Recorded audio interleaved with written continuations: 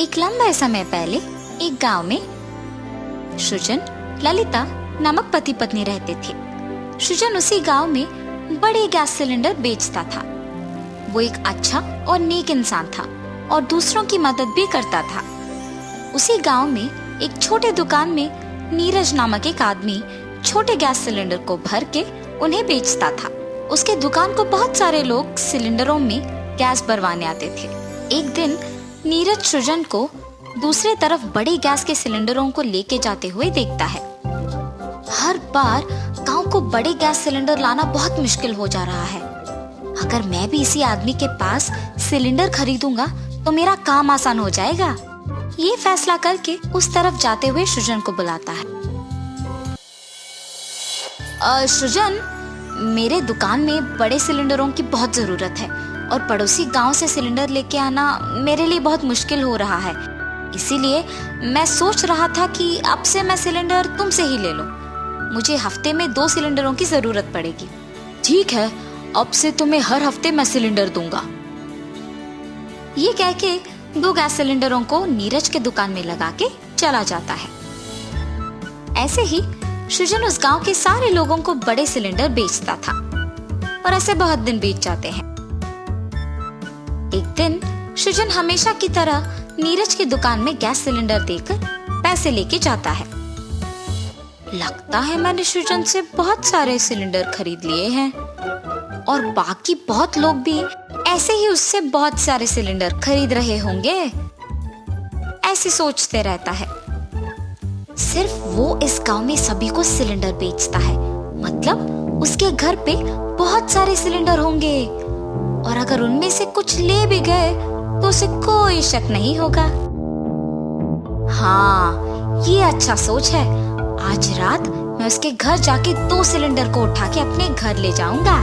और उस रात वो उसके सोच के मुताबिक ही सृजन के घर से 2 सिलेंडर को चोरी करता है।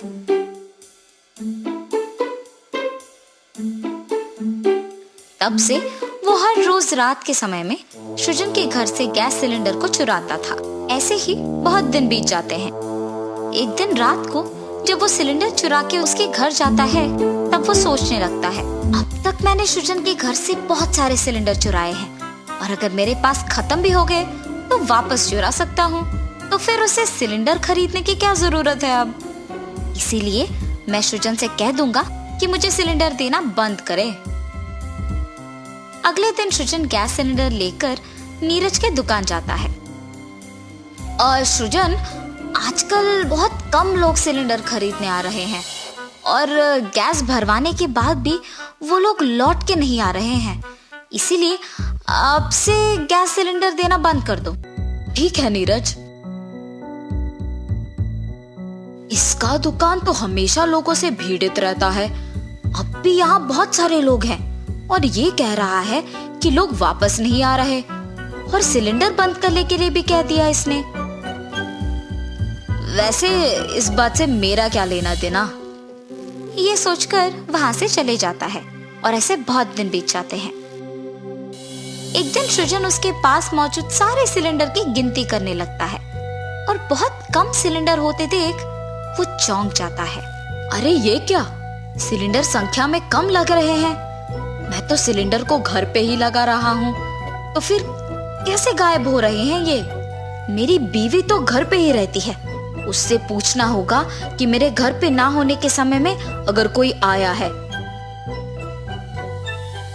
ललिता, ललिता। जी, क्या हुआ? इतने जोर से बुला रहे हैं?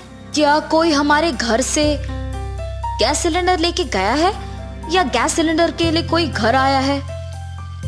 नहीं तो, कोई भी गैस सिलेंडर के लिए हमारे घर तो नहीं आया है और कोई उन्हें लेके भी नहीं गया है। आप भला ऐसे क्यों पूछ रहे हैं?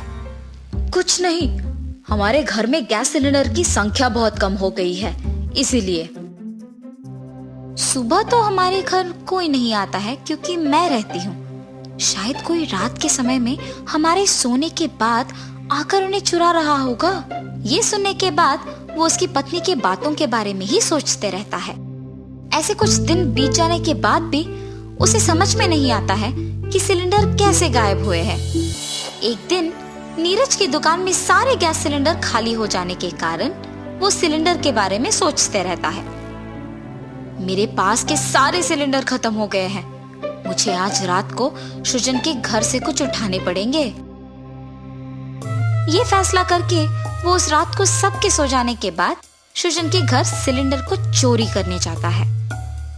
नीरज जब इधर उधर देखते हुए सिलेंडरों को लेके जा रहा था तो वो फिसल जाता है और सिलेंडर नीचे गिर जाते हैं। उनके गिरने की आवाज सुनकर सृजन और ललिता दोनों उठ जाते हैं। सुनिए, सिलेंडर की गिरने की आवाज आई है, चलो जाकर देखते हैं। और वो दोनों देखने जाते हैं।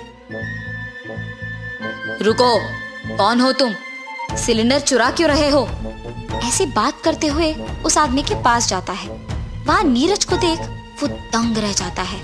नीरज, तो तुम गैस सिलेंडर को चुरा रहे हो?